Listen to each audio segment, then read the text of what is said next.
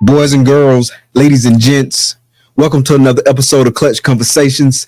It's your boy Mike. We back at you one more again, live on a Thursday night in the place to be.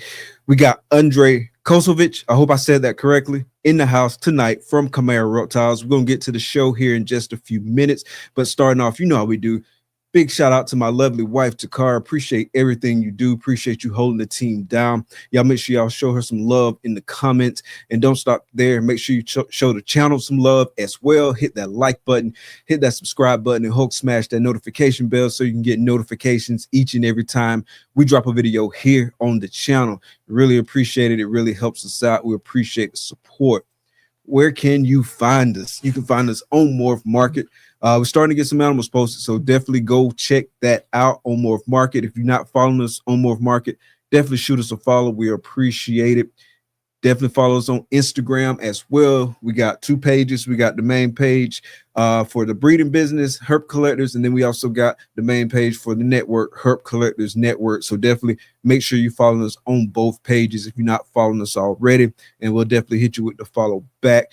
Check us out on Facebook as well at Herp Collectors. And then, of course, you can find Clutch Conversations on all major podcast platforms. That's Spotify, Apple Podcasts, and more. So definitely when you're checking us out on your favorite podcasting platform, please be sure to follow, rate, and review. We really appreciate it. And definitely check out the website, www.clutchconversations.com. Definitely go check us out over there on the website, man. Make sure you sign up for the newsletter too, man. We're gonna be sending out some special announcements, things like that. So definitely sign up for the newsletter on the website. If you're involved in this reptile hobby in any shape, form, or fashion, make sure you're supporting both USARK and USARK Florida. The link for both organizations is in the description of this video, man. Definitely get your membership. Numbers count, man. It's one thing to say we got 100 members versus another thing to say we got 100,000. A million, whatever that bigger number is. It's definitely a whole nother thing to say you got much more representation when both USARK and USARK Florida, when they speaking with legislators and things like this. Numbers matter, man. Seeing that big number behind what they're doing, having that head count, seeing how many people this really matters to, definitely helps turn heads when we're making our case to protect our rights as reptile keepers. So definitely make sure you support both USARK and USARK Florida. Again, the link for both organizations in the description of the video.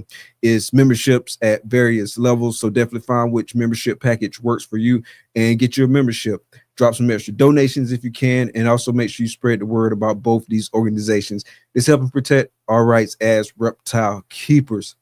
Make sure y'all check out all the other shows too. Upcoming this week, we got Double Clutch episode 11. We're doing a deep dive into reptile behavior this Saturday, 8 p.m. Eastern Standard Time. We got Summer from Canova coming on, and we also got Lori Tarini. We're going to be talking about reptile behavior, some of the nuance in that. Also going to be talking about the Canova Pet Success Program and Lori's role and kind of helping formulate some of the thought process behind what they're doing at Canova, reaching out to the pet market and really trying to get animals prepared for pet homes, trying to bring in new keepers. As you know, new keepers are really the foundation of this hobby, foundation of this industry. So the more people that we can get coming in that have a good experience, the better for everybody all the way around. So definitely check out this Saturday, 8 p.m. Eastern Standard Time, Double Clutch episode 11, deep dive into reptile behavior. If you're not a member of the Patreon, I don't know what you're waiting on. Come join the Patreon. Definitely having a lot of fun in the Patreon, man. Jumping on the Zoom calls, jumping in the Discord chat, man. We got a plethora of other benefits of joining the Patreon. So if you're not in the Patreon, make sure you join the Patreon. We also got the Moat which had its first episode this past Monday. It was a dope episode. We had Renee from Critters and Gains, also works at LL Reptiles on their show, of course, hosted by Jess from House of the Spool. That was a super dope show. Definitely looking forward to the Spider Show, man. It's something new. It's something different, man, and it's a lot of fun, man. So if you haven't checked that out, definitely make sure you check that out. Of course, man, check out Chondro Corner. Chondro Corner comes on every Monday at 9 p.m. Eastern Standard Time. And then check out the Retake Rundown as well every other Tuesday. So it's an episode every Tuesday, 7 p.m. Eastern Standard Time, alternating weeks. 1 week we got Retake Rundown, and then the other week we got the Moat. So definitely make sure you're checking us out every Tuesday at 7 p.m. Eastern Standard Time. We appreciate the support. We're going to kick a sponsored video, man. Then we'll be right back. If you're looking for a Patreon that teaches you about the business of ball python breeding and you want to learn from an industry leader with a proven track record, then this is the Patreon for you. Ready to take your game to the next level? Join the Canova Patreon. You'll get deep dives into the latest genetics, breeding strategies, and market trends. Save time and money by leveraging the information provided in this Patreon. Memberships are currently available up to the student tier. Don't delay. Join the Canova Patreon today.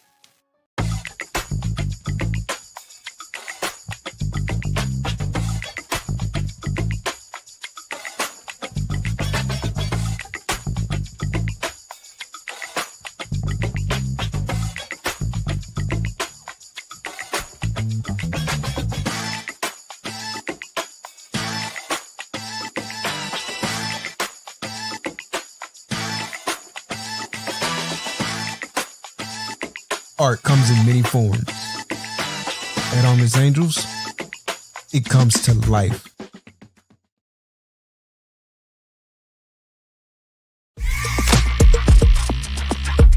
In life, success doesn't come to you. You go to it. In this game, forward thinking is the key to innovation and staying relevant. Plan your work and work your plan. Lose yourself in the art. Lose yourself with wetter morphs.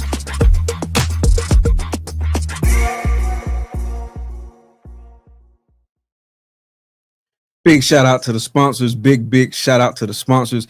Hey, if you haven't seen it, man, so Stephen Jones from Watermorph Constrictors, he just hatched a Hypo DG Clown the other day. Also hit like a DG Hypo that's 100% head clown, man. So really producing some heat over there. So make sure y'all check him out. Justin from Armless Angels also hatching some heat, man. Just had another dope clutch that he been sharing on social media lately. So definitely, man, if you haven't seen it, definitely go check that out. Big shout out to all the sponsors. So let's see who we got in the chat tonight. Shauna, what's good? Appreciate you coming out, sis. Ro, what's up, homie? One half of the Chondro Corner Dynamic Duo. Appreciate you coming out, homie. James, what's good, bro? Appreciate you coming out. Morphic Exotics in the building. What's good, homie? Appreciate you coming out. Johnny, what's up, man? Appreciate you coming out. Morph Master J in the building. We got Eric's Morph Factory in the building. What's good, homie? Appreciate you coming out. See who else we got. Jen, what's up? The other half of the Chondro Corner Dynamic Duo. Appreciate you coming out. Big John, what's good? Mission Morphs in the building. Appreciate you coming out. Santos, what's good? Exotic A1 Pets. Appreciate you coming out. See who else we got. Mark, what's good? Appreciate you coming out, homie. Got me double dipping. What's good? What's good, everybody? Appreciate all y'all coming out. We got John from Reforming Genetics. Appreciate you coming out, homie. It's Mario, what's good, homie? Appreciate you coming out. Hey, we're going to stop it right after this one. We got the homie Eric from EA Snakes in the building. What's good? We're going to stop it right there. We're going to kick the intro. And then after that, we'll be right back, y'all.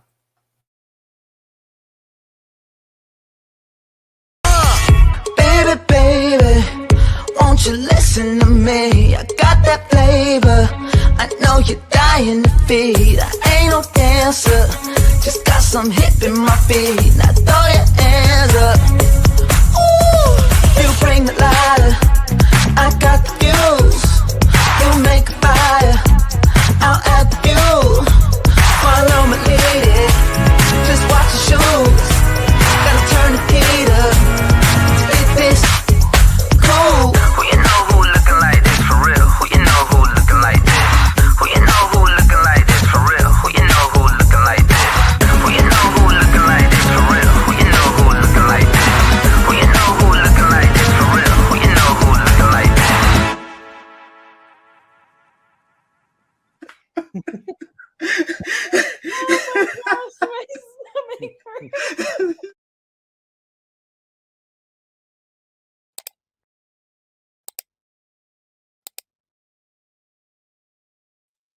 Episode 154, Chimera Reptiles.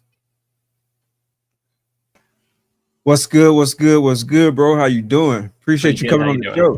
Pretty good, man. Pretty good, man. Can't complain, man. Yeah. Another day, another dollar. Appreciate you coming on the show. Definitely. Thanks for having me. Yes, sir. It was a pleasure meeting you in Charlotte, man. Real good conversation. I said to myself, I got to get Andre on the show. Yeah, that was good.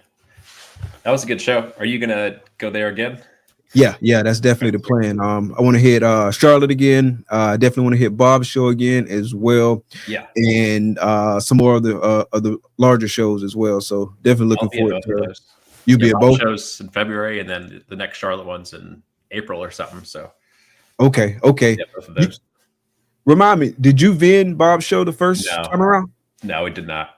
Okay. But you'll be there this time. But yeah, this time around, definitely. Yeah, it was a dope show, you know. Yeah, for sure. Yeah, it was a real dope show. They changing venues though. So it'll be a different venue, but I hear this venue is real good as well. So definitely looking forward to it, man. Yeah. If anything like the last one, it'll be fun. Yeah, that one looked really nice. Yeah, and it was pretty close to the airport and stuff. So like when you go outside and whatnot, you see like the planes flying over and stuff. Yeah. So what's been up with you, man? Real quick though, just give us like a quick rundown about your background and stuff for like the one or two people in the reptile industry that don't know. My name's Andre Kosovich. I've been breeding since 2016. Pretty much had reptiles my whole life. Like ever since I was 2, I picked up a black rat snake like out in the wild, and ever since then just kind of had reptiles as pets. And then in 2016, I just wanted to kind of start a business, side business, kind of do something different after work, So just started investing in snakes from there, and eventually went full time like 3 years ago. So. Okay, nice. So you were in it since 2016. So it's about eight years or so, and then you went full time after 5 years. That's pretty dope. Yeah. So in terms of like decision making to kind of get to the point where you went full time, like what do you think was different or good about like some of the decisions you made kind of early on that allowed you to kind of make that jump from just kind of doing it on the side to full time snake breeder? I definitely started not thinking I was going to go full time, but always had like a business mindset about it, like kind of get investment animals and think about each animal you're getting, or not just get an animal because it's a good deal or something. Just kind of think about each one and just kind of take time. It's a long time to build up a bunch of snakes. Take time to grow. They take everything takes time. So, is that kind of how you just naturally thought about it, or did you have somebody in your ear kind of coaching you up along the way? That's how I naturally thought about it. I've like been interested in ball pythons my whole life.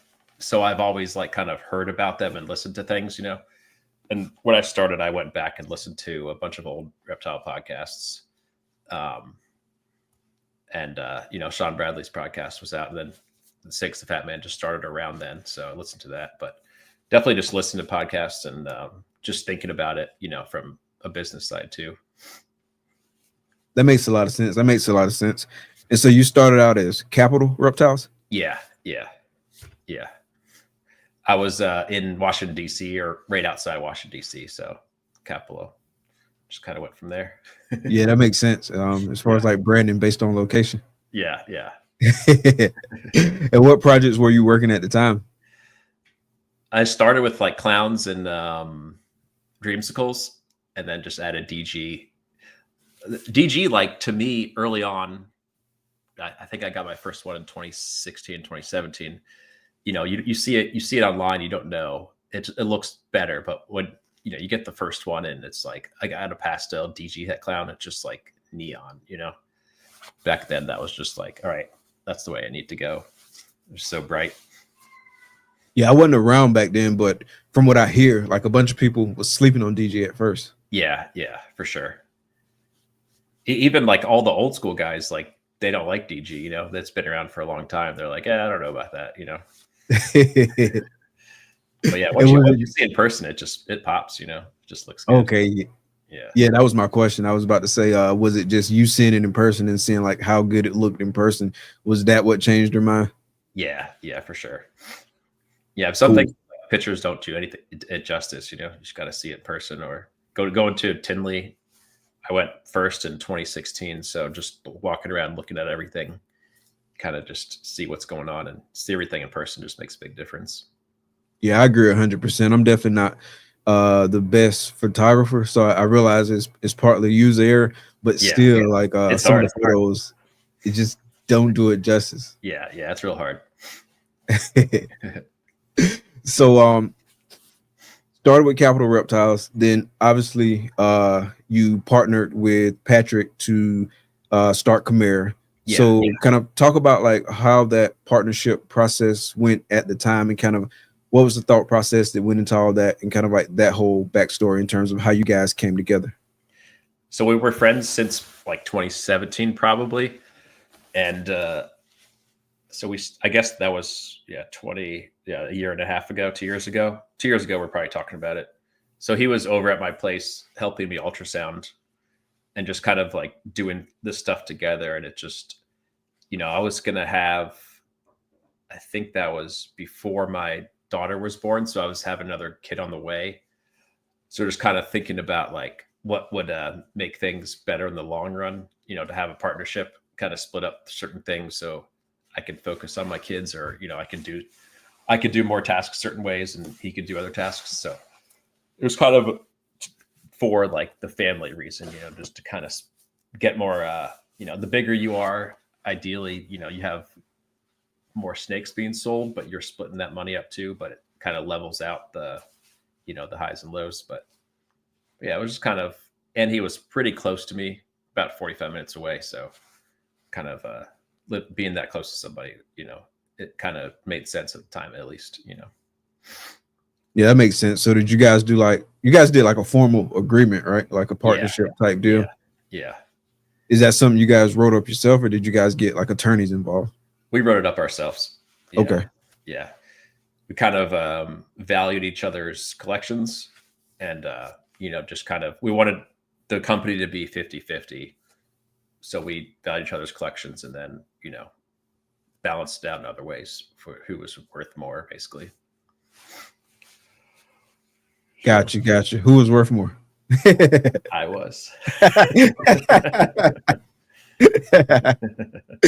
Well, yeah, that's a pretty cool way to do it. Like, how long did it take you guys to like figure out all that?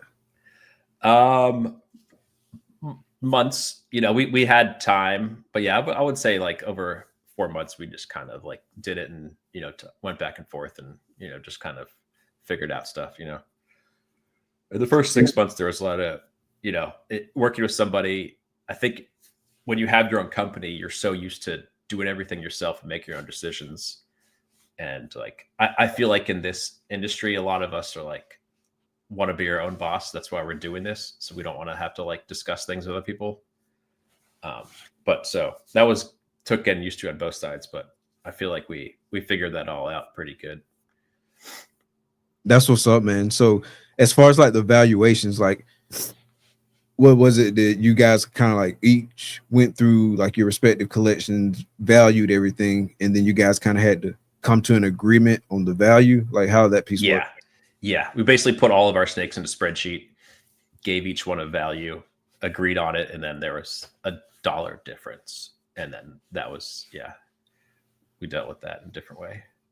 Gotcha. Like I come from an auditing background, so like my first thought is always like internal controls and like checks and balances and stuff like that. So when you said you guys came up with the valuation, I was like, well, how do they verify that valuation? It's hard to, right? You know, especially like, you know, what's a breeder worth when you see a hatchling for this price, you know? So it is just kind of, you kind of have to just come for agreement because snakes, you know, there's no specific value of every single one. You know, you kind of have to agree on whatever, you know, a pastel clown back then, you know, we just called it whatever it was, you know, but everything changes, you know, sometimes it's hard to value things that haven't been for sale ever, or, you know, that kind of stuff. So just kind of use the best estimate, you know? Yeah, that makes perfect sense. And that's one of the things I was about to say. Like, I'm sure you both had animals that really weren't on the market. And so it's like, what is the value? Yeah, you can't just hop on Morph Market and look it up, you know. So you just kind of have to do a guess or talk about it, you know. Yeah, Just yeah, talk that makes about perfect like sense. what is this you know, worth or whatever. So Did you guys ever like not really agree on the value and kind of have to go back and forth, back and forth? I think overall we're pretty much reasonable on it, you know. It worked out pretty good. You got to just take your ego out of it and like no, like I love certain projects, he loves certain projects, but you still have to try to come up with value that you think is reasonable, you know. Yeah, yeah. I know with my ego, I'll probably be like, man, this snake is worth $1 million. I don't want to hear nothing It's else, the bro. best snake in the world. It's my best guess. Yeah. So I know, what was it? It's been a while now. What 2 years ago or so? Like when you guys were on Chris's show, and it was kind of when you first announced that you guys were partnering and you guys were forming Chimera. And Chris kind of talked about it as like one of the biggest ball python mergers over the last 10 years and stuff like that. And so talk about like in terms of the name and stuff like that. How did you guys come up with the name? And then let's kind of shift over to like where we're at right now in terms of you guys deciding to go your separate ways. Yeah. Came up with the name because, you know, chimeras is a mutation in ball pythons, but it's also like two animals or two things coming together. So that's why I thought of like chimera, you know, I think it's originally like a lion or something and a snake or something, some like, you know, medieval kind of thing or, you know, some old thing. So I thought of that, like, you know, both of us coming together as one to be chimera. And it sounds good too, I think. Yeah, it does sound good. It's got a ring to it.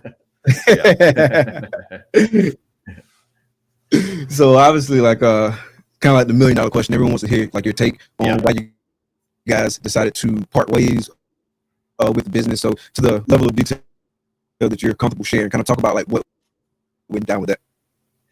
Yeah, so it was up to him. He wanted to do it, but you know, I think in the long run, it's going to be better for both of us. You know, I think I'm friends with another business guy, and he's like, all partnerships kind of fail. It's just a really hard thing to deal with. But I mean, you know, overall, like it was going really well. I think we had specific tasks we were both good at. You know, we were taking care of those. But we were moving forward. We were going to buy land and buy property and, you know, keep expanding, but that costs money. And, you know, both of us also want to make money at the same time. So I think that's where, like, if we're going to keep investing in other stuff and want an income, that's where it is. And if you want to be a big company, you kind of have to do that. But a smaller company, you could just run it out of your basement if you want, and you don't need to do that, you know, or run it out of your garage. So not everything like, you know, is better as you get bigger in some ways, you know, there's more costs involved, but also there's more profit too. So, but to me, I think that's where it was. I think he wanted to just, you know, simplify the finances and stuff. Gotcha. Right. So, yeah, like different people have like kind of like different wants and different risk appetites and stuff like that. So that's definitely understandable.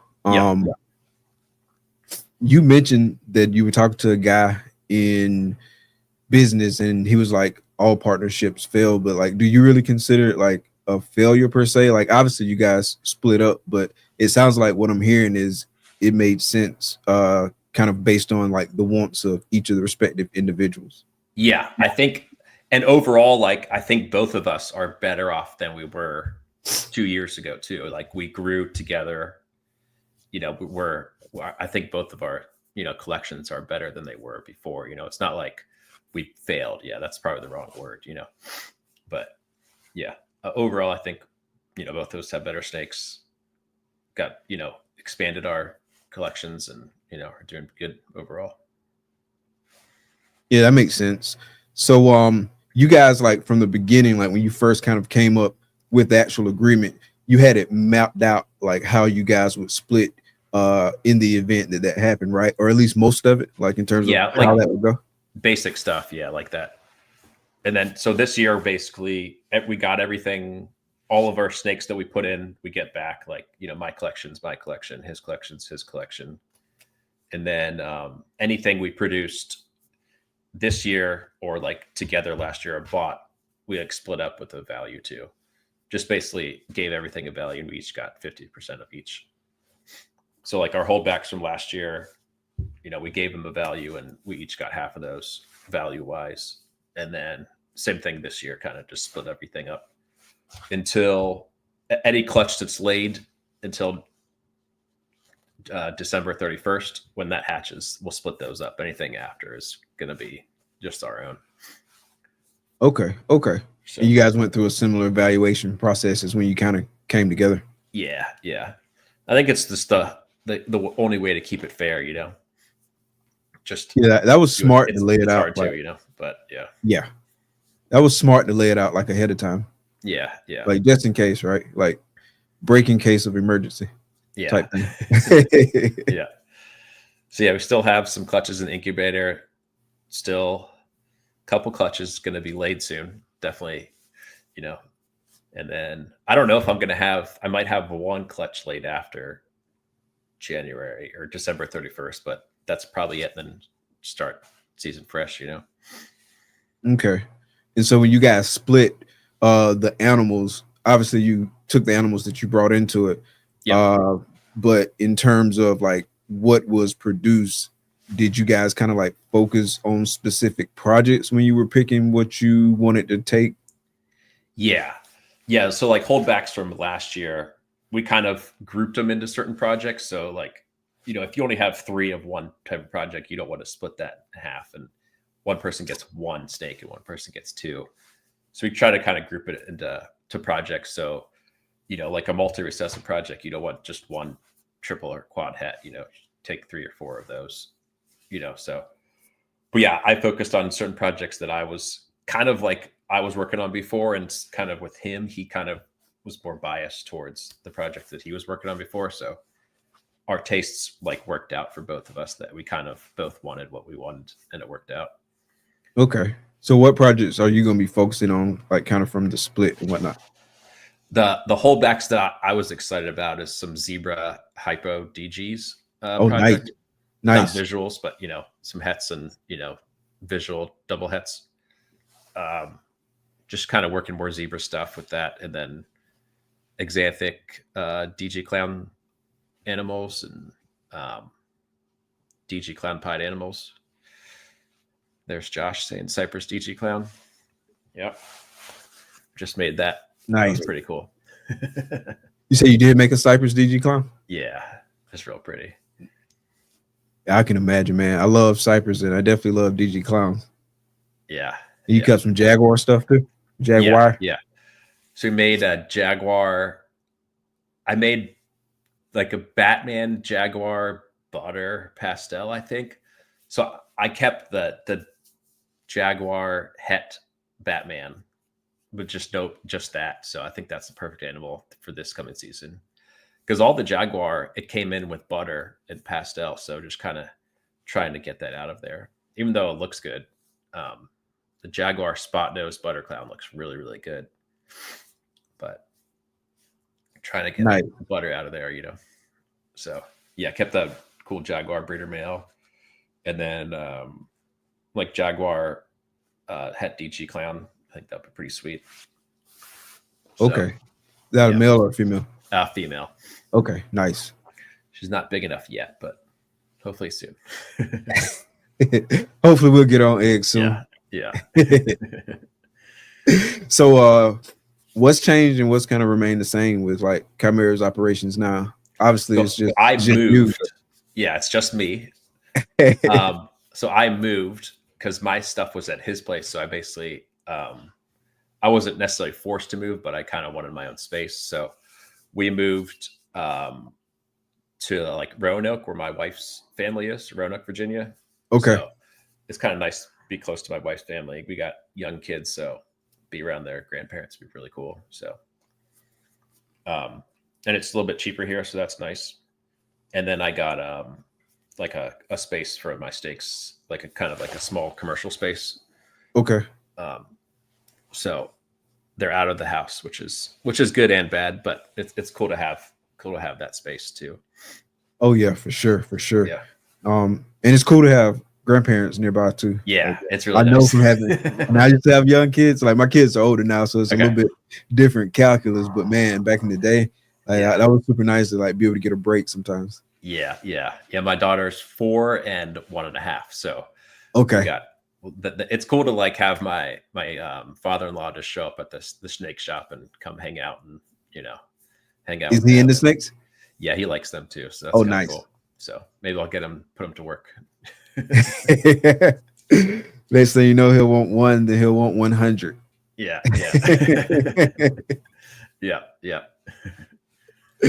Nice. So what kind of impact? Because you mentioned moving to like, how far away did you move? Like miles wise, roundabouts? 3 hours, 3.5 hours. So Okay, about 3.5 it hours. was a lot of work for sure.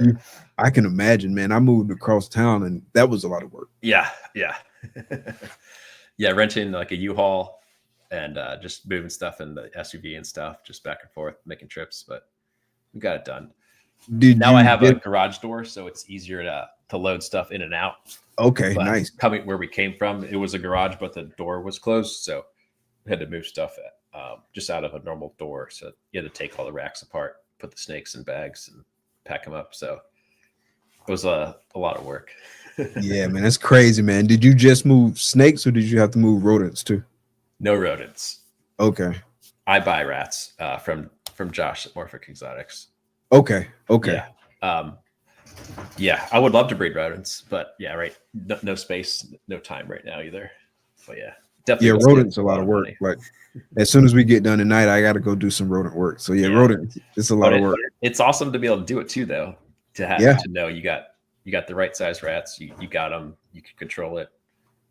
It's cool. We used to do it, and I liked it. It definitely is like the worst part about it, I think. The dirtiest, but for sure, it's also nice when you have all those rats waiting for you too.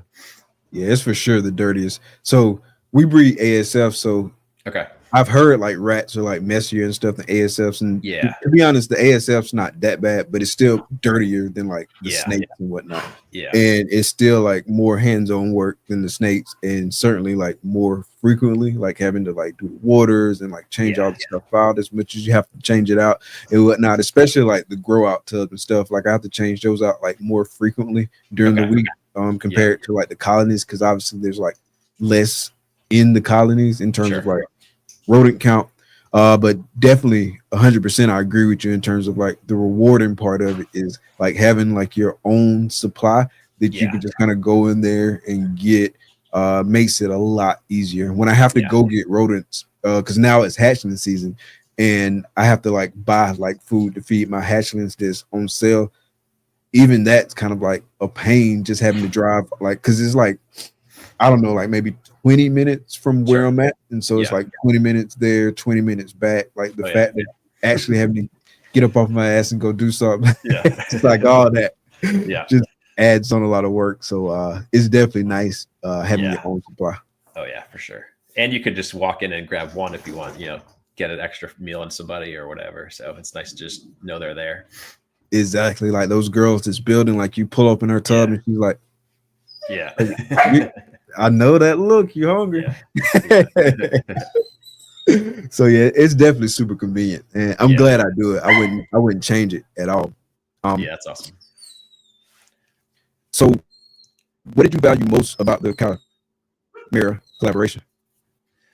What I value most, is that what you said? Yeah. What did you value the most? It was good building things together. Like we definitely could, having somebody that was as vested as you and your snakes and their snakes, because you could talk to a friend about something, but they don't care about your snakes as much as you do. They're gonna give you advice or they're gonna say stuff, but it's not like their own snakes, so they don't care about it as much as you do. So it's good to like talk to somebody that it's mutually like we're in it for the same reason and same goal, and so we could just talking about projects. That was pretty beneficial, and splitting up tasks. He did more, social media stuff, more podcasts, all that stuff. I think I'm pretty good at taking care of the animals, feeding, doing that stuff, like, learning, like looking at them and knowing what's going on with them. So, and, pretty, like, I like everything clean. So I think I'm good at that. So I think we both kind of did what we're good at, splitting up. Yeah, that makes sense. Do you see yourself getting more active in the social media space? Yeah. Yep, definitely. Kind of have to kind of keep it going. You got any plans in that space, or you just know you got to do more? Yeah, just do more. I'll do more podcasts, and definitely go into more shows. Like, we didn't do too many shows, so now I want to try to do, multiple shows a year for sure. Okay. So yeah, that makes perfect maybe sense. do like six shows a year, maybe a little bit more. And I'm gonna vend Reptile, so going to shows. For you gonna be in Reptile? Oh, yeah, very nice. Yeah. Nice. Yeah, shows are super cool in terms of like networking and stuff like that. Like, it's one thing to make a connection online, and it's cool. And I'm glad that we got it, because like a lot of people in the industry, I wouldn't know if it wasn't for social media, and they wouldn't know me if it wasn't for social media. But still meeting people in person, like just getting to chat with them in person, laugh it up or whatever. Sometimes hang out stuff like that. It's for sure. It's invaluable for sure. Yeah. And even just like a customer you sold a snake to, like a quick conversation, that's awesome, or even looking at a snake in person, I think it's how you build better friendships throughout the community, see them in person, you can only be so good friends online, but like us just chatting for 5 minutes at the show, it just, that was cool, so. Yeah, that was real cool. Build relationships that way, in person. So remind me, because it was a vanilla cream clown combo. What was it? Remind me. Lace, fire, disco clown. Oh, lace fire disco clown. That's right. That's right. Like cool, I had it in my mind that it was vanilla cream. Man, it was nuts. Yeah, it sold at that show. It was nuts. Like it was a pretty snake. Yeah. Okay. Yeah, that was my favorite snake, ball python wise, that I seen at the show. That was nuts. Yeah, it's cool. A lot of people don't work disco that much, and that fire disco, it makes like the pattern all crazy and brings a lot of whites into it. And then just adding lace in there just made it crazy bright too. It was nice. Yeah, that was crazy nice. Yeah. Thanks. Did you hit any more like fire disco combos? Did you held back? Just a het female that's for sale now. Yeah. The problem with some of that stuff in my mind is it looks so cool, but it's hard to make it again. So what's the best way to make it? And I don't know the answer to that. It helps to save that female back, but also could just have a disco lace and, clown and work it that way too, So, but they are cool. Yeah, it's definitely hard to make it again. Yeah. So we talked about like some challenges, like in terms of the transition, like the move was a big piece. Is there anything else that was like, or has been a real big challenge for you that you either went through and you kind of got through it, or you're still going through? I think just overall, it's good having family around. It makes everything, like if you have all these challenges, you can talk to your wife, you can talk to friends, family about it. It just makes all of that makes it a lot easier. Having supportive parents like my mom, like very supportive, and make sure everything's going okay. So any of the little problems, like some days, just like everything's better now, but initially just like there's a lot to deal with, like moving my whole family to a different town, moving the snakes. It's a lot, to deal with, especially like snakes. You don't want to move them. When you move them, they're not as happy, so you want to keep them in the same spot.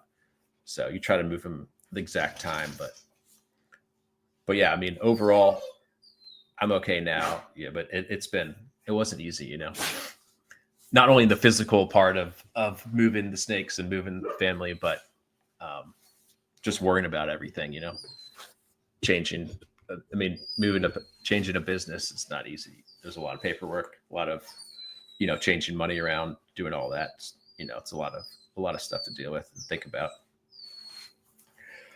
Luckily, Yeah, I can we didn't imagine. I argue can over imagine. too many snakes or anything that we each wanted, but overall, you know, we're pretty good.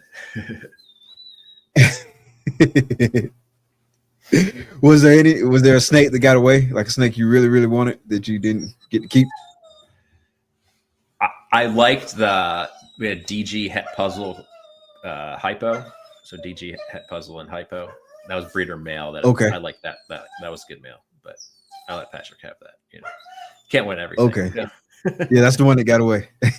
Yeah. So, what all would you say you learned kind of going through the process? And would you change anything kind of looking back at it? I mean, it's hard to say if I would not do it if I could go back in time, because it's been so much stress, you know. But overall, like, I think it did make us stronger, you know. It did give me like the chance for my wife to stay home and take care of my kids for the past year and a half, which, you know, that's obviously pretty valuable to do, you know. But overall, I think documenting everything from the start, you know, if I would go back, I would do it even more, be more detailed about it, you know, like, you know, what would happen if we did this or this or this, or, you know. But I think having things written down, it just makes it easier, you know, less to argue about, you know, that kind of stuff. The more you do initially, it's a better off at the end, you know, even though initially you don't want to think about, you know, the end, you know, you want to think about like the good stuff that's going to happen, you know. Gotcha. I don't know what's going on with my mic. Like, I've been wiggling on the cords and all that good stuff. I don't know what's going on with it. You sound fine now. Second. Yeah.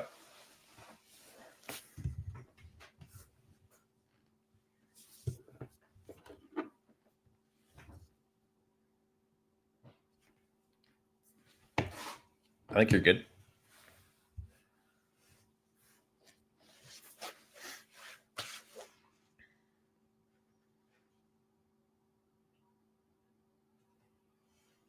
You're muted now. There you go. I can't hear you. No.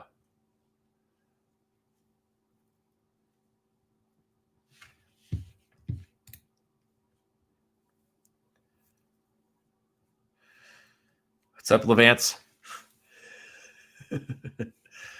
How's everybody doing?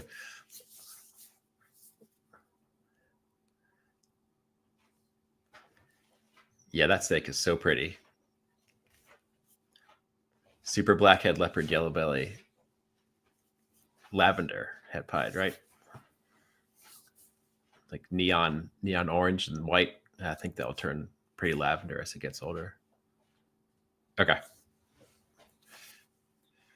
He's leaving now to hopefully gets his audio fixed.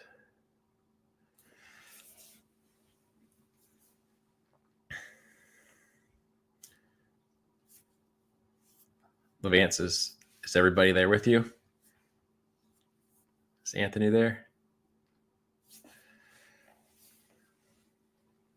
What's up? Can you hear me now? Yeah. It's nice. We back. All right, cool. What were we talking about? What were we saying? I guess like the challenges of what happens. Oh, yeah. But yeah, overall, just kind of move forward. Just keep driving forward. There's always challenges. Just push through it, you know. You mentioned having like more thorough documentation. Like, if you were to give somebody some advice about like if they wanted to go into a partnership in this business, would that be your advice, or would there be something else you would tell them? Yeah, I would say set it up. Yeah, document as much as possible. Yeah, for sure. And you know, if they can't agree on kind of basic things, then maybe that's not a good partnership. You know, kind of push challenges initially to see if you guys can work well together, because if you can't agree on certain things, then, maybe that's not a good start, Yeah, big time. Is it still cracking up? No, Is it you're still good. crackling? No, I can't. You're good. I'm good now. Yeah. Yeah, that's crazy. That ain't never happened before. Like, not to that extent. Obviously, it's a little breaking up here and there, but for everybody to be saying it for that long, that ain't never happened before. Yeah. Clutch conversations first.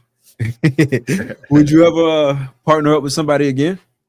Probably not. No, I think, it's overall just kind of keep it going as it is. Take your time and you'll get there, That makes sense. That makes sense. So, breaking news, believe it or not, sometimes people in the industry like say or do like crazy stuff that'll raise eyebrows. Yeah. Like, has everybody ever said like any crazy stuff to you, like as a result of the dissolution? And No. actually, hold that thought. We'll Sure. go to a quick commercial break, and then you can answer when you get back. So y'all stick around so y'all can get the answer. Or maybe,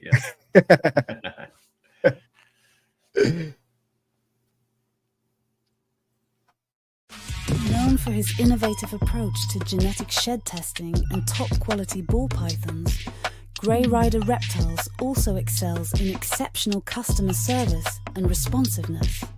With a quick turnaround time, Charlie ensures you get the service you want and need. Visit shedtesting.com to explore his offerings and experience the best in the business. Don't miss out. Head to shedtesting.com today and unlock the power of your breeding projects.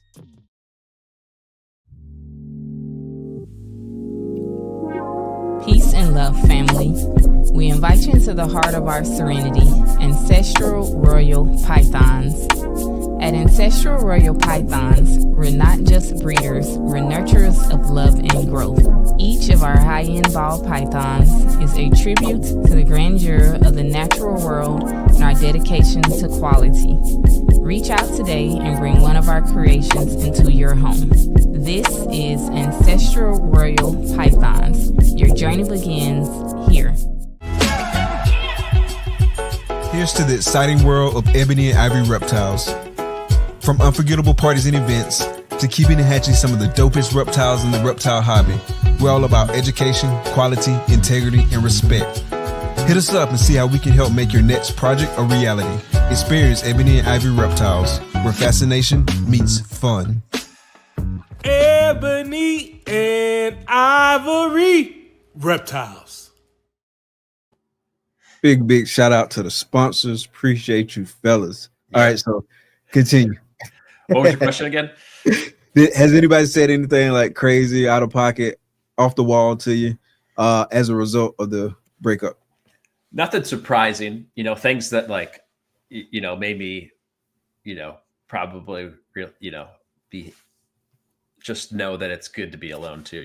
It's when you're by yourself, you can do everything, you can control everything, everything's good. But yeah, nothing crazy for sure. That's good. That's what's up, man. Because people say some crazy stuff sometimes. Yeah. So in terms of like the new direction of Chimera, like have some of your goals and whatnot changed? Like what's on the agenda for the coming years? I don't think so. I think it's similar goals, just kind of grow slowly, grow with what I want to keep working with, not different than before, that's kind of what we wanted to do.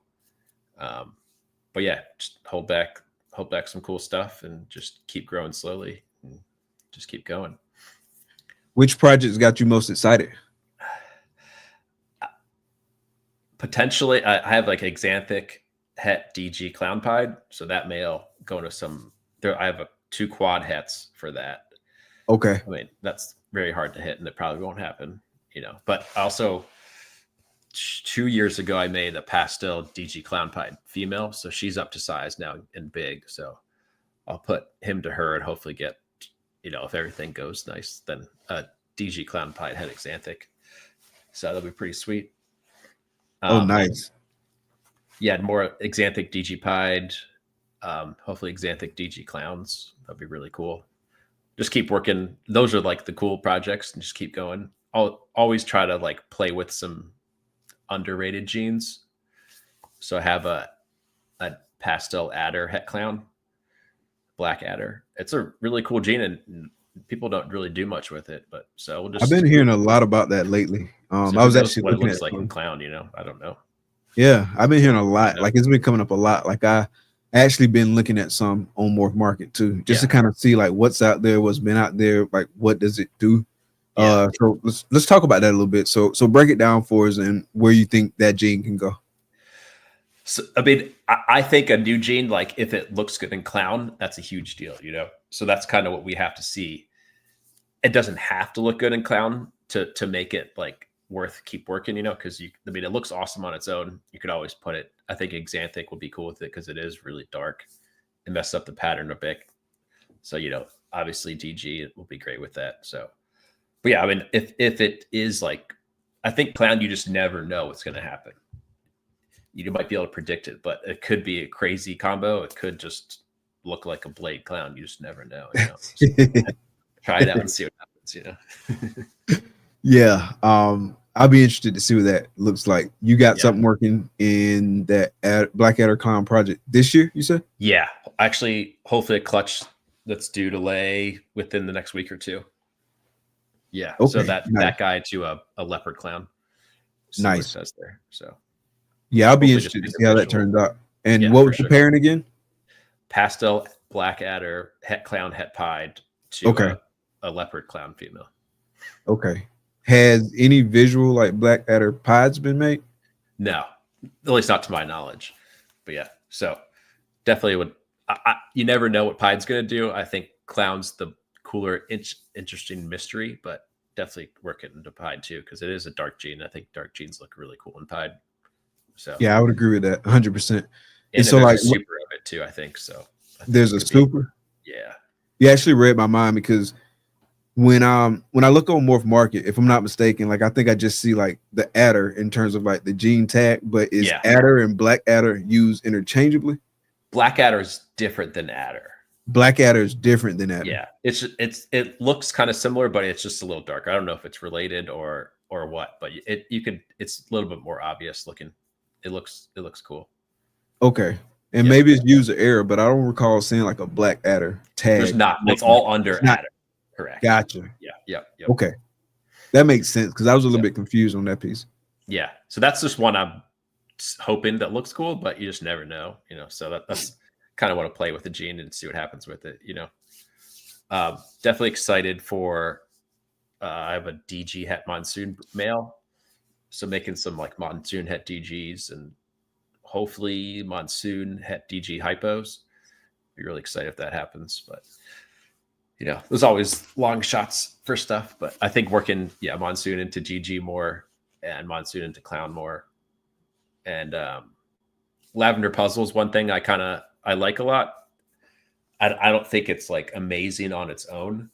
It looks really nice, but I think it needs Enchi and Blackhead. So hopefully this year I'll get those in there. And I think that will make it like pop really good. Gotcha. And so Levance earlier asked, I don't know if you answered it while I was off or if you already answered it just in conversing with me, but he said, what's your most anticipated clutch coming up? Yep, Levance. Probably it's tough. I mean, potentially a black pastel clown het DG Xanthic hypo G stripe to like a triple het DG Xanthic clown female. I think that could be cool. I think a black pastel Xanthic DG clown would be crazy, All these things are just long odds and you can't, there's always hope, but yeah, man. I know about that hope, man. I've been getting wrecked on the odds this year. I feel like it. Like, yeah, it's hard, right? Even if I hit the animal I want to hit, it's not the sex that I wanted. Yeah, it's always male. If you want to figure yeah. Come on, man. Can you cut me some slack? Like I'm barely having any clutches this year as is. They already all late. And now you get me on the odds too. Like, come on. Yeah. But looking at 2025, man, actually got quite a few girls that I can pair. And right now I'm trying to prioritize like what I actually want to pair. Because I don't like, I think I got like 71 girls that I could pair for this year. But I don't want 71 clutches. I don't want 60 clutches. I don't want 50 clutches. Like I don't want anywhere close to 71. So I shouldn't pair 71 either, because it'll be my luck, man. Because it'll be my luck. All 71 go. I'll be 71 for 71. That would be pretty good odds. Yeah, that'd be nuts. But it'll be a lot of work too. For sure. That's what I'm hoping to hit, is around that many clutches. But it, when it's a full-time job, you kind of need to do something around there, For sure. I'm hoping, I moved, so moving snakes females close to breeding season doesn't help things, but I'm hoping between 70 and 90 would be awesome. Who knows what moving will affect them this year, Yeah, because I feel like I had a little bit of impact when I moved mine this past year. I feel like that's part of what affected my girls for this year. But yeah, if I did this full time, then 70 clutches would be different. Yeah, for sure. Like totally different math right there. But yeah. And so in the girls that I'm not gonna pair, then I gotta think, am I gonna need this girl going forward? Or should I go ahead and sell her? And so I'm still trying to figure out like some of that kind of stuff too. And for sure. It's hard sometimes though, like to figure out what you want to hold on for, because I don't know, for me it's hard letting go breeder females. Yeah, you never get value for them. I mean, they should be worth more than a hatchling, but sometimes they're worth less than a hatchling of that same concept. Right. It doesn't make any sense, A lot of time people, sell breeder females because they don't breed anymore or they're not doing well. But a good healthy breeder females should be worth 10 times a hatchling, because they're gonna give you that money in the clutch potentially that same year, Exactly. So yeah, it's definitely hard to sell them because it's not financially, usually it's not worth selling them unless you need space or you just have too many, Exactly. And that's what it is for me. It's like space wise, like financially, I don't think it makes sense, but space wise, if I want to like control how many racks I got and control how many I have for breeders, then I got to make some decisions and figure out what I'm doing. As far as that go, because I got girls coming up in like the V18s that's going to need to move out of those soon, and then soon I'm be pressed for space too at some point. And so it's like, do I expand and get another rack? Do I sell some? If you ask the car, she'll say sell some, but I don't know how I feel about it. Always keep them. Get a new rack is the best, is always a good decision. But yeah, I mean, at some point you got to just know, like, I want this many, I want 2, or 3 ARS racks. That's like the right number, it's just everybody, that number is different for everybody, Yeah. But so why would you not want to breed a female? You just like, are you going for certain projects, or what's your strategy for that? So as far as like the females and stuff that I got, like obviously like certain pairings or like stronger than other ones, and then other ones they aren't as strong. Like I could get something good out of those clutches, but maybe it's like longer odds, kind of based on the males that I got like lined up for them. And so I'm like, do I want to play like that odds game and get hosed on the odds and then end up with like snakes that a whole bunch of snakes that I have to move, or do I want to like really focus more on things that's like better odds, like with the potential to produce more powerful stuff for like holdbacks and stuff like that? And so I don't know. And then the other piece of the puzzle is I want to start vending in 2025.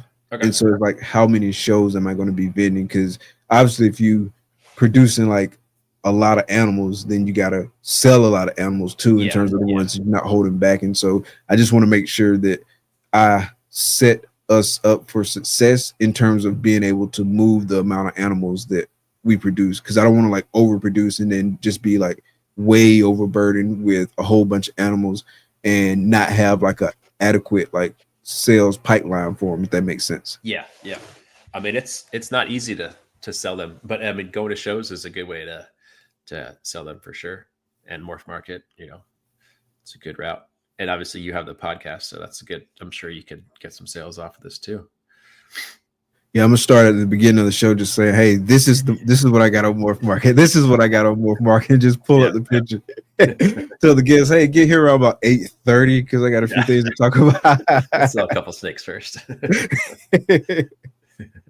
You got to change the hustle. So I got to figure out like what I'm gonna do, right? As far as like all that goes, So, and then also we're doing a lot more too, like with the actual network, and so it's a lot more work on the social media side too, and so just kind of like figuring all that stuff out. And some of it I'm figuring it out as I go. Some of it I kind of know the route that I want to go with it, and so it's just really kind of like it's a balancing game at the end of the day, and figuring out like what works, what doesn't work, and so it's like, how many clutches do I want to produce this year? Yeah, you need time for everything.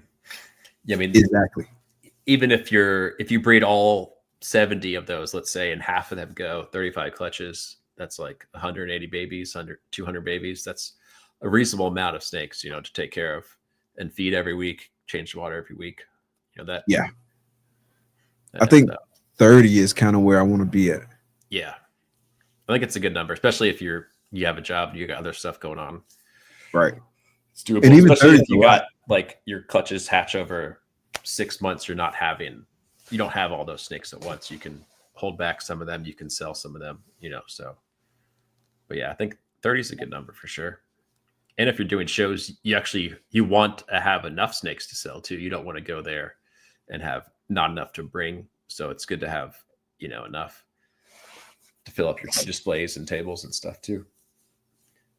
Are you going to try to vend and do the podcast there too? Or what's your strategy for that? Yeah, at some point, like if I do vend and do the podcast, it'll have to be kind of like a combo deal where I'm vending with some people. Yeah. And they can watch my table while I'm doing the podcast. For sure. Yeah. Yeah. So it'll be something like that. Yeah. Yeah. That's the only way it would really work. I mean, unless I had like somebody come watch my table like the whole time if I'm vending like solo dolo. Yeah. Yeah. But yeah, we got a bunch of folks like kind of in a chat group, like me, Jason from Ancestral Royal Pythons, Justin from Armless Angels, Matt from Ebony and Ivory Reptiles, and Steven from Wettermorph Constrictors. So a lot of the sponsors you just saw, yeah, definitely, we'll be vending some times together as well. Okay, sweet. So yeah, that'll work. Are you gonna try to vend the AARPE one? Or are you gonna probably not that one? Probably not that one. It's in April, so it's kind of early if you're for like the new hatchlings. It's kind of right there. So. But in this year, like everything was like really late. I think I'm gonna have like basically year round next year though, kind of based on like where girls are right now as far as follicles and stuff like that. I'm probably have more of a year round. Like most of the stuff is gonna be like kind of like backloaded late again, but I'm gonna be having like stuff throughout the year as well. Definitely. Like I might not even cut the incubator off. I know, like right? One of those type things. Yeah, I had to build an incubator, when I moved to my new space because I still had females that are laying now and what are laying in the next, couple weeks, and I'll have a clutch late in January, so it's crazy that they just, you gotta listen to them and just, keep them going. Yeah, for sure. Like they're gonna do what they want to do. So you just gotta obey. Yeah. Yeah. And act accordingly. Yeah. Like I had a clutch drop maybe late last week, early this week. Yeah. That's obviously going to be like a 25 hatching clutch. I got 2 more girls that's going to be dropping soon. Those are going to be 25 hatching clutches. Levance asked like what was my most anticipated clutch. I'm actually a little bit scared to talk about it because every time I talk about an anticipated clutch on the show, like something happens. Oh, yeah. For this year, it was my vanilla Dark Knight hit hypo to a chocolate leopard Huffman double hit hypo clown. Yeah, she's sitting at like 27 millimeters right now, but she's been sitting there for what feels like 4 centuries. Yeah, and she just won't do nothing. So I don't know if she's gonna reabsorb. I don't know if she's just taking a while. But the good thing is they hadn't got smaller; they've gotten like incrementally bigger. Okay, what tub size is she in? 70. Okay, do you have a Freedom Breeder 40 series? Yeah, well, I got a ARS 5540, so same thing. You could try to move her there and see if that triggers her to go. Oh, really? I've heard that could help. I've never tried it myself, because I just learned it recently. But if she's just hanging out there and, move her to a smaller tub and see what happens. Yeah, I might have to Try do it that. out. Just say, hey. I mean, if they're going to sit out and then probably slowly, reabsorb, then that sucks, Yeah, that's the worst thing man. ever. Like your most anticipated female and they just, start reabsorbing, Like that sucks, man. I'm gonna try that, man. At this point, like it could work. what I gotta lose. I don't know, but I've heard it works, it might. I think I heard like Never maybe know. Chase say that one time. Yeah, that's what he told me that. So Okay. yeah. Did he give you like any indication of like what the success rate was? I feel like I heard him mention it, but I can't remember. I don't remember anything specifically on that. Just to change tub size, either go bigger or go smaller. Sometimes it helps them, change follicles. But that would be cool if it worked, because that's a pretty awesome clutch. Yeah, that would be cool. Like I'll have to hit Chase up and you up. Like, man, I appreciate you both. Because I had forgot all about that. Like I heard it. Like this was like months ago. I had forgot all about it. So I'm glad you mentioned that. There's all these little techniques that, all these people, we've been doing it so long, and there's just so many little things that maybe work and maybe don't, or maybe work for me. It's just, and they're snakes. They don't, who knows? They just do what they want to do. Sometimes you just got to try something and see what happens. Yeah, because man, like I said, she's been sitting there forever. I'm like, are you gonna go? Rough. Like, why are you making me wait? Like, I need to know. Like, please. But yeah, what's your favorite male for the upcoming season? You guys, black pastel, red stripe, yellow belly, clown, double head, DG, G stripe. Sweet, that's real cool. So that guy, and then also GHI, red stripe, spot nose, yellow belly, clown head, hypo male. Okay, and then of course that vanilla dark knight hit hypo male. For sure, yeah, definitely. Because that vanilla dark knight hit hypo male. I only put him to 2 girls this year. One girl, that was the girl who just laid, and then the one that I'm waiting on. But next year I got like 4 or 5 girls lined up for him, because he's been around about 1,000 grams now. Sure. And he's definitely like a year older, basically, from the start of last breeding season. So always more comfortable to give him a little bit extra time, or at least, put him to more females then. And he still eats good and all that good stuff. That's awesome. Yeah. Do you what's your rule for your males, or do you have a rule like in terms of when you put them in the rotation? I don't have a specific weight. Every male's different. If they're crushing food, I try to I think 750 is a reasonable number to go with, but I think you just got to see how good they're eating, and because if they're 750 and really young, a lot of that's fat. So potentially if they go off food, they might lose that fat pretty quick. And then the whole season is done, so you don't want them to shut off quickly. But I think 750 is a reasonable number if they're eating good. I don't like going any smaller, because I mean, if he just stops eating, all those potential clutches and pairings that he could do, if you just waited another month, got a little bit more weight on him, are gone. You don't want to push him too hard. But yeah, I think around that range is good. Yeah, that's how I am too, man. It's for me, it's like a combination of age and size, right? And kind of what goes behind that. Like, is he at that weight and he's just been eating good and he's got at that weight and he's got some nice age on him? Like, I like a little bit older males because I haven't had a bunch of success with younger males. Or did he struggle to get to the weight that he's at? And I'm scared that once I put him in the tub with a female, he's gonna go off food. And so it's so many things to factor in. Yeah. There's no strict rule. I feel like you just got to know the snake. Exactly, 100%. Yeah, 100%. But yeah, definitely excited. Go ahead. Nails up to size quickly it's not easy. You got to feed them a lot and make sure they're staying healthy. But sometimes they breed right away, and sometimes they take 6 more months to breed. So you got to make sure if he goes off food and doesn't breed for another 6 months anyway, then doesn't help anything. But a lot of, I think 2 males last year, they were up to size in 7 months or something like that. 750, maybe 1,000 grams. Usually I don't weigh snakes, but it took them potentially 4 more months to start breeding. They didn't lock for those 4 months at all. No females.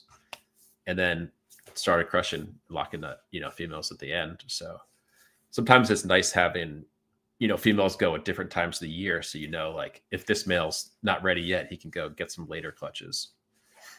Oh yeah, 100%. Breeding plan for that, 100%. Yeah, I definitely like that and have taken advantage of that before. I like those males where you put them in first time you put them in the tub, like they lock up and they just get the business like every time. And then it's some like that won't do anything. Yeah, just sit in the corner by themselves. Just like, right, just like, why do you got me in here with her? Yeah. But I had one double head hypo clown combo male. He locked up like 1 or 2 times for me, like in the 3 years that I had him. But it turns out like his line of hypo isn't a compatible hypo with the hypo that's in my collection. Okay. And so in hindsight, it's good that he didn't lock up at all. Yeah, that would have been annoying. Do you know what line he was? I'm not sure, but I know because the guy who I brought him for, it was Zane from ZDC. He reached out to me like proactively and was like, "Hey, I don't think this guy's a compatible line of hypo because I put hypo to hypo, didn't get no hypos." And so I was super appreciative that he reached out because some people might not have even reached out. So yeah, he did me solid there, and then replaced that male with like other snakes. And so big shout out to him. Good stuff. Yeah. Yeah. Oh yeah, he got some killer stuff too. Yeah, for sure. Yeah, definitely like getting a male that's, not going to prove out. That would suck. Mess up multiple clutches, Yeah, because if I would have held him, if he would have got a clutch, I would have had holdbacks from that. And then I probably would have sold some stuff too. Yeah. And so then I got to reach out to, I would have to reach out to a bunch of people. Yeah, so, for sure. It worked out. It worked out well. Yeah. As far as that goes. Yeah. I'm gonna put him on. Problem with hypo. There's multiple lines. It seems like most of them are compatible, but there's so many that come out of the wild that they just call hypo. It looks similar. I'm gonna probably put him on auction soon and just disclose everything. Like, hey, I don't think this male's compatible with most lines of hypo, and he hasn't locked but like twice. I probably said it like 10 times on here before, just throughout, so they can come look at the video evidence. Yeah. And disclose it, and he goes for what he goes for. Yeah, for sure. Because he's still Cypress Spectre head clown, so if he locks up for you, at least you can leverage the clown piece. So he made the double visual of that, right? Yeah, he made a female. Yeah, I remember seeing that for sale. I think he made a male too. I think he made both, but I think he kept the female, if I'm not mistaken. Okay. Yeah, I remember seeing those up, or one of those up. Yeah. And I think it was the female that he ended up breeding. Okay. Yeah, and I might have the story all wrong. Sure. You have to come on here and correct it. But I think that's what happened. Yeah. Strictly off of memory. Yeah.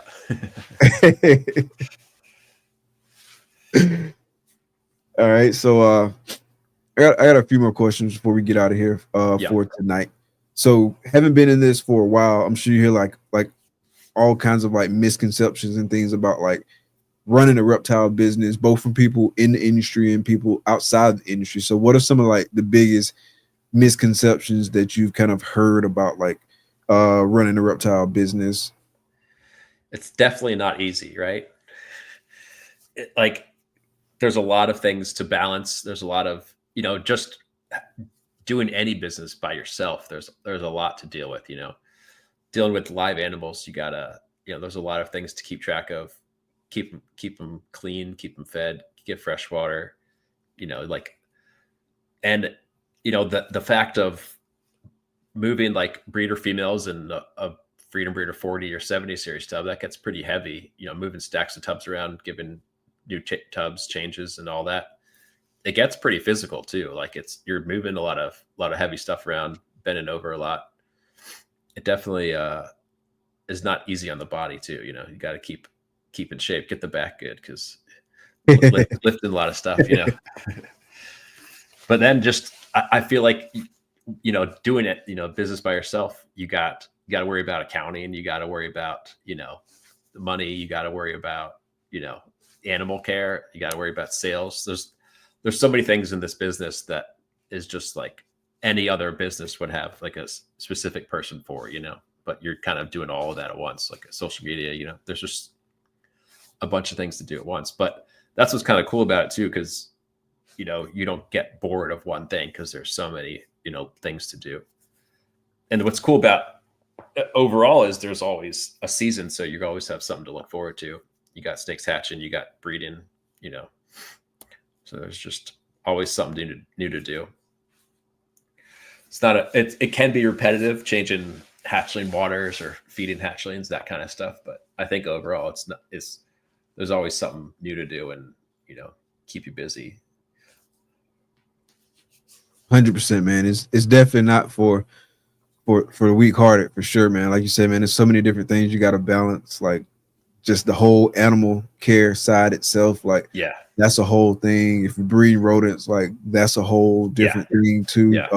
From the snakes and the reptiles, and then the social media side of it, just the legal stuff that you got to do as far as like tax compliance. Yeah, making sure you stay on top of like your registrations. Like it's a lot of work that for sure that goes into it.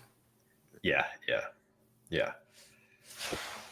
And sometimes I feel like people who not doing it like as a business don't necessarily respect the amount of work that goes into like the whole business aspect of it. And Yeah, I think like a lot of the work that goes into it is reflected in the prices too sometimes. sure. But if you don't go through that, you don't necessarily appreciate like how much is going into getting that. Like you just see the animal, you see the genes, you see this on Morph Market, but or you see it wherever you see it at. But it's a lot of stuff that goes in on the back end to get to that point. Yeah. Like the Cypress DG clown I just made, you know, I bought Cypress in 2016 and just made that female, you know, that female took, you know, 8 years to make basically, you know, like some of these things just take years, but that's the cool thing about it. You're looking forward to the next year and the next year. You got projects years ahead of time, you know. Big facts. Have you posted the Cypress DG clown? She's on Instagram. Yeah. All right, I'm gonna have to check that out. Yeah. I'm gonna definitely have to check that out. I'll post that black adder too. He's cool looking. Okay. Yeah, I definitely want to see that too. Yeah. So in terms of next steps, like or in terms of like looking ahead, like what do you want everybody to know about Chimera, what to be on the lookout for, all that good stuff? Just to check us out. I think I'm gonna have a lot of pretty awesome stuff coming up next year. Still hatching some cool stuff now. Definitely pushing the shows more this year. Try those out. Just for, you know, try to add a new sales line, but also just to meet people and go hang out. And Reptichips, like it's expensive to ship it, so picking it up at a show is just so much easier, you know. Oh yeah, those bricks are heavy, so just bring that over to people. But should be good next couple of years. Definitely look forward to it. So is the Charlotte AARPE the only one you're going to do, or are you going to do some of the other ones too? I think they're potentially doing another one. I don't know if it's announced yet. But yeah, I'll try to do more shows in like the Virginia, North Carolina, Tennessee area. Okay. I'm doing Bob's show in February. And then, yeah, I'm going to try to do like one show every month or two, kind of something like that. I have like 2 younger kids. So leaving for the weekend's not the easy thing to do. And I don't know, bringing them is the easier thing to do either. So we'll figure that one out. That other show that you're talking about, I hope that one like happens, because I can't wait. Yeah, for sure. I can't wait. Yeah. Cool, man. Well, tell everybody where to find you on social media and all that good stuff. Yeah, Chimera Reptiles on Instagram and Facebook. Don't really do YouTube. I probably should. You know, maybe I'll start that when I get things more organized. Still kind of, you know, getting everything organized from moving. But yeah. And then just switched over to Husbandry Pro, and it wasn't the easiest thing to switch to, but it's been really useful so far. The past like month I've been using it. It's pretty cool. What were you using before? Initially I used Reptile Scan. And then when we combined, we put everything into Excel or like Google Docs, Google Sheets. And that was, you know, that worked out. For me, like I like programs. They're designed to make things easier. So the Husbandry Pro it makes things pretty easy so far. So you got to figure out. There's so many tools with it, so you just got to figure out, what's how to do certain tasks. But Right. definitely working out so far. Like I've been using it for like 3-4 years now. Yeah. And over time, like the way I use it changes or has changed. And like now, because at first, man, when the collection was like much smaller, like I was tracking like way more stuff, but it's certain things like I just don't have to track, nor do I have time to track anymore. You're not And so, tracking like poops and sheds. Exactly. And Exactly. Like track the poop, track the water change, track the feeding, like stuff like that. Like I track feedings on my hatchlings. Yeah. Like I track, because I got like a little card and whatnot on their tub, and so I'm tracking like all their first feedings because I want to be like super on top of whether or not like they're eating good. I mean, I know by memory, but it's still easier just to see exactly where they are. And like my older snakes, I kind of know who's eating and who's not. And if someone's not, like I can put a clip on there that lets me know. So like I got like other kind of cues and stuff as opposed to like going into the system and like having to track it. Yeah. So that's the good thing about being in your collection all the time is you know so much about it. Like you know exactly where something's at. You know exactly what this morph is and all that good stuff. Yeah. The thing about you knowing it is good is like if someone else had to take it over, it's harder to transfer that knowledge. And so it's certain things I do track in Husbandry Pro like religiously. And so like over time, my kind of Husbandry Pro workflow has changed and I whittled out some of the stuff that I didn't need to use. But so what do you track now? Like I'm going to track pairings and like follicle size and clutches and all that for sure. That's what I'm tracking. I'm tracking inventory for sure. Yeah. I'm tracking like dry goods inventory or like no like animals for sale. Yeah, like animals and stuff. So breeders and hatchlings and all that good stuff. I haven't started using the storefront yet. I haven't used that functionality, but I do track like all the animals in Husbandry Pro. I used to tag like create tags and stuff, but I never really used the tags, and so I stopped doing it. Probably over the last 6 to 12 months, I stopped doing it. Like obviously, I'm logging all the genes, but like there's a field where you can like add tags, and I used to add like this project or that project, but I don't really use it, and so I was like, why am I tracking this? I'm not using it. I've been using tags to like. There might be a better way to do it because I've just taught myself this to like show like what snakes to list. So I tag like, hatchlings that I need to list. So I know those I need to go photograph. And then what I photographed, I'll tag those as photos. So I know those ones I can list now kind of thing. That's a good use for it. Like there might be a better way. I don't know, but that was like one way I thought of it, Yeah. I was just tagging like projects and stuff like that. Yeah. But it seems pretty cool. You could just tag whatever for any reason, Yeah. And like I said, I was using it at the beginning, but since I wasn't like using the data, I stopped doing it because I wasn't using the data. So yeah, it's like I'll stop doing that too. Putting weights in and stuff. Yeah. So I track follicles in there. I track pairings. I track copulations. I track clutches and all that good stuff. Yeah, it's perfect.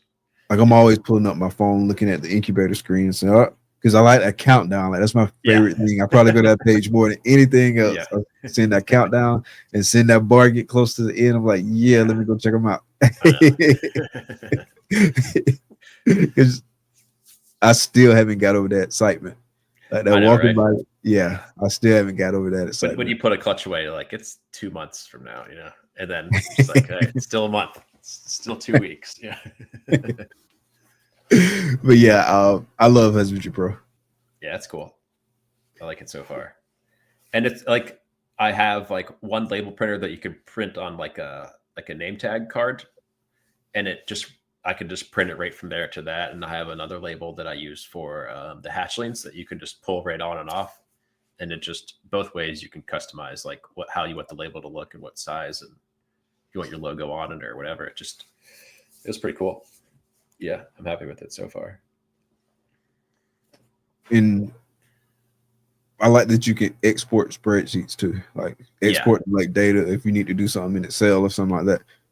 And I made a price list, just like of some wholesale snakes that somebody asked for. So I could actually just go export a price list, which in Google Sheets is a little bit harder to do.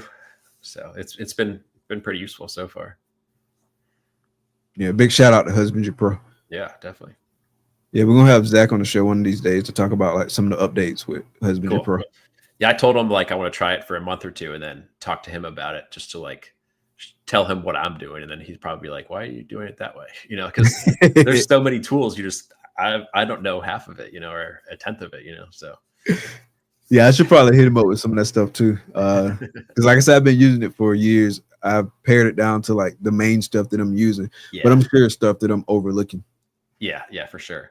And there's like, I think there's, you can do dry goods in there and like, other stuff, like water cup inventory and things like that.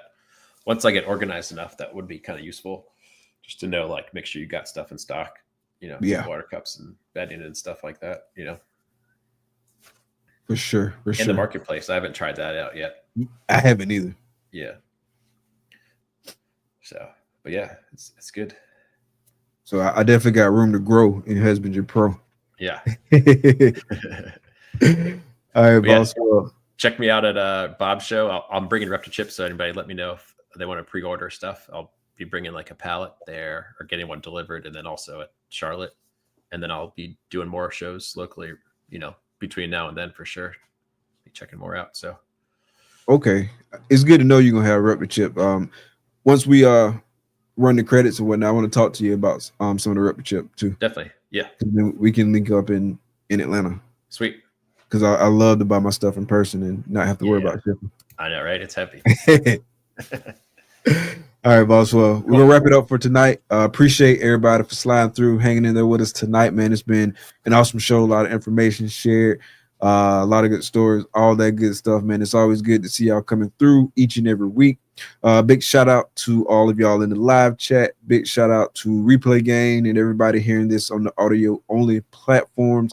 Definitely make sure you hit that like button. Make sure you hit that subscribe button if you have not already subscribed. And definitely drop us a comment. Let us know that you were here. We appreciate you. That's going to wrap it up for tonight for Clutch Conversations. I'm Mike. This is Andre. And the lovely lady behind the scenes is Takara. Thank y'all for coming out. Be blessed. Peace. See ya. Yes, sir.